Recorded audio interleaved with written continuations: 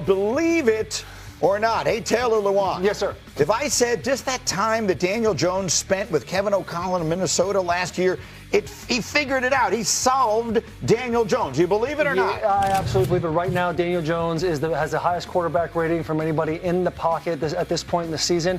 If I am a quarterback who was a first-round pick, didn't work out at my first school, my first place, I would take a long weekend vacation with Kevin O'Connell to somewhere in the Bahamas, and I would pay him a lot of money to fix me. I actually kind of like that you accidentally said school, because that's what it kind of feels like. It is. It's like a little people go there kind of to get educated. And Shefty is not the only one. Well, does Shane Steichen not deserve any credit for this turnaround as well? Like, Shane Steichen is the one who's coaching him every single day and involved in these play calls. I would think he does deserve some credit. And yes, we can give some credit to Professor O'Connell as well, but Professor Steichen obviously deserves some as well. Right, it's more of a Montessori class, right? Looking 2 teachers, 20 kids. I like that. Orlovsky, if I said the Seahawks, we just touched on that division. If I said Seattle is a legit contender to win the NFC West, believe it or not? Oh, believe it. One, this is as good a defensive line as we have, and it's probably the best defensive line that doesn't get talked about enough. Mike McDonald has done a fantastic job with that defense. The second thing, Sam Darnold and Jackson Smith and Jigba, that connection already taken off. They got 4 throws that have gone for over 20 yards already. The multiple tight ends that they can use in their run game. This offense is just starting to get going, and the defensive line is violent. I think the Rams and the Seahawks have the 2 best defensive lines in the NFC. You know, Hawk, quick question for Adam Schefter. What's that? Who did Sam Darnold play for last year? Sam Darnold, this Professor O'Connell. Yeah. Okay.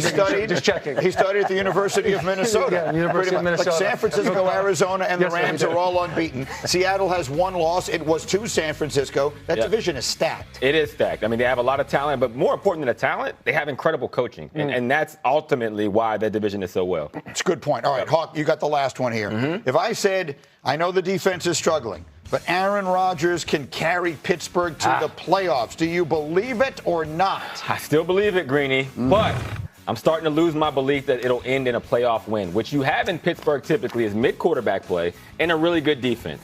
Well, today, you still are a little better than that quarterback play, but the defense looks unrecognizable for what you see in Pittsburgh, and because of that, I'm starting to lose hope that throughout the season, this will get better before it gets worse. Well, let's talk about Aaron Rodgers. So Kurt Warner was on with our buddy Rich Eisen the other day, talked about his concern over the early Rodgers returns in Pittsburgh. Listen. Doesn't look real comfortable inside the pocket. And that was the same the first week as what we saw this past week. And so with the other issues that they have as a football team, I think what we saw this last week is more who the Steelers are right now. All right, so we have some plays, just so people understand what we're talking about. When we say Aaron Rodgers, not comfortable in the pocket, you have a few plays that just sort of give you an idea of what he means. Yeah, well, Kevin O'Connell is to fixing quarterbacks. The Jets must be to ruining quarterbacks. But what he's talking about here, I'm sorry about that, Greg. No, that's all right. It's well lined it up. All right, so when you're looking at not being comfortable in the pocket, when it's starting to collapse, you're starting to feel the rush, what you want from your quarterback is for him to step up in there and in the midst of the noise, keep his eyes downfield. You see a late pass to Freiermuth, but he popped open much earlier, but Aaron Rodgers missed it because he's worried about what's happening around him. Same here. Clean pocket. Step up here. You're going to see Roman Wilson streak wide open on a 3rd down across the middle of the field, but Aaron Rodgers can't get to it because he's looking to vacate too early. Last one again, 3rd down. Calvin Austin will pop open in the middle, but Aaron Rodgers feels pressure and tries to run outside instead of stepping up in this pocket and getting that 1st down. Now, these are plays that happen throughout the course of a game, but when you have a different level of success, the way that you expect from Aaron Rodgers and it's happening, that's what Kurt Warner is talking about, that it's starting to be something to pay attention to. Dan, there's a term that I feel like I've heard a lot this season that I don't feel like we used to use all the time, which is his eyes are dropping. I keep hearing, and it's not just Rodgers that I've heard that and connected to, but when he drops his eyes, we got trouble. What specifically are we talking about, and are you seeing that in Rodgers? Yeah, that's absolutely showing itself on tape. If he gets the ball out now, he's going to be a top 5 player in the league. If he has to hold the ball for, let's say, 2.5 seconds, and those moments of, I don't see anybody open, I don't know if anybody's open, my eyes are going to drop because I don't want to get hit, he's going to be a bottom 5 player in the league.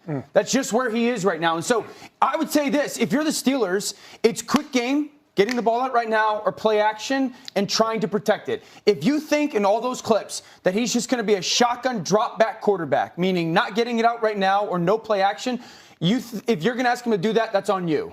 That's on you, okay? That's a offensive plan problem. empty. The ball's got to be out now. If it's not out now and he looks to pull the trigger at the bottom of the screen, then he's going to look to not get hit. He's 42. He's also in a little bit of, I'm trying to play in November and December as healthy as possible. Shotgun, drop back. You're intentionally forcing him to hold the football. And so while I agree with Hawk, some of the shotgun, drop back, longer developing concepts, they're just not going to work. You know what this feels like? It feels like when I would be in Cleveland and it would be the last month of the season and we're out of playoff contention and I'm like, the last thing I want is to be rehabbing in the offseason. And so I'm catching those rocks. Hey, those conversations are so real. I'm like trying to avoid, like, hey, no knees, watch the ankles. That's what it feels like Aaron Rodgers is doing in the pocket playing quarterback. Yeah. Well, and that some of that is about him, but most of it is not, right? You're talking about preservation and all that kind of stuff, which might make some sense. It's just a reality. This is not 42. What we thought they were going to be asking of him, right? I'll go back to the conversation we had earlier over there with Will. We thought, and what made sense was bring in Aaron Rodgers, let him be a little bit above average, let him make a big play for you late every now and again, and let your defense and your running game wind up taking care of the rest. Well, the problem is they can't play defense and they can't run the ball. Yeah, that's a big problem because everything Dan is saying is absolutely true. Arthur Smith, what he wants to do is he wants to run the ball efficiently and he wants to use play action and then allow the offensive line to go to the left while Aaron Rodgers rolls out to the right and makes high percentage throws. Unfortunately, right now, the defense is not playing well. It's putting you in a position to where you have to throw the ball from a 5-7 step drop at all times. They've been outrushed this year by 174 yards, which is the second worst total in the league behind only the New York Giants. The offensive line has allowed one of the worst pass rush rates in the league. So they're not protecting the quarterback. They're not running the football. They're not playing great defense. This is, we said it in the offseason, these Steelers are different than the Steelers we're used to seeing.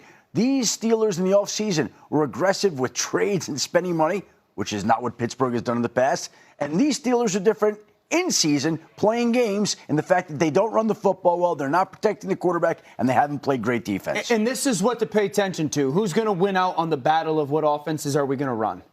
And that's, Taylor's right. Like Arthur Smith. Thank you. Wants to put the quarterback under center, wants to run the football downhill, wants to hit some of these kind of like 10 to 12-yard in-breakers off of it, not the bombs down the field stuff. That's not really been who Aaron's been the past couple of years. Aaron has been the catch-and-throw quarterback. That's what he wants. So that'll be the thing to pay attention to is like who starts to win out, and can you win games with that? Because the catch-and-throw stuff, you better have guys to catch, throw, and do something with it. Is that the issue? We've seen Aaron Rodgers kind of implement his own offense for the Jets the last couple of years because it's what he wants to do. And maybe he's coming into Pittsburgh saying, I'm going to say, hey, Arthur Smith, we're going to do what you want to do. Is that where some of that like gap is between those two? Yeah, Hawk, I tell you. Today on Steelers Nationwide, we've got something spicy, something to get every fan's blood pumping. Samori Toure, a wide receiver with ties to Aaron Rodgers, in the mix for a tryout with the Pittsburgh Steelers. Let's break it all down, see what it could mean, and why you should believe this could be a smart move by the Steelers. So first, who is Samori Toure, what's his story, and how did he come on the Steelers' radar?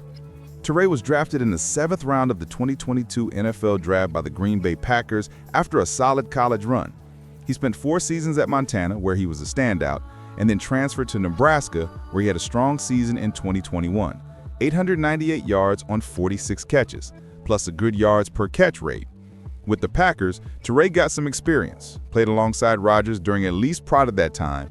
He showed flashes, not a starter, not a star yet, but someone who's earned his reps and knows how to operate in an NFL offense. Then after Green Bay, he ended up with the Bears, mostly on practice squad duty, signing future reserve contracts, but never quite cracking the active roster in a consistent role.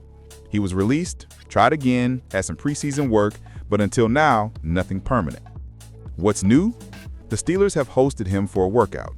He was one of several wide receivers and players brought in for further evaluation. In particular, they worked him out alongside Isaiah Hodgins, who already got signed, Michael Strahan, Joaquin Davis, and others. So, the Steelers are clearly casting a wide net for WR depth. Now, what he brings to the table beyond former Packers guy is interesting. He has some speed, he has experience in the slot and outside receiver spots, and he has special teams value.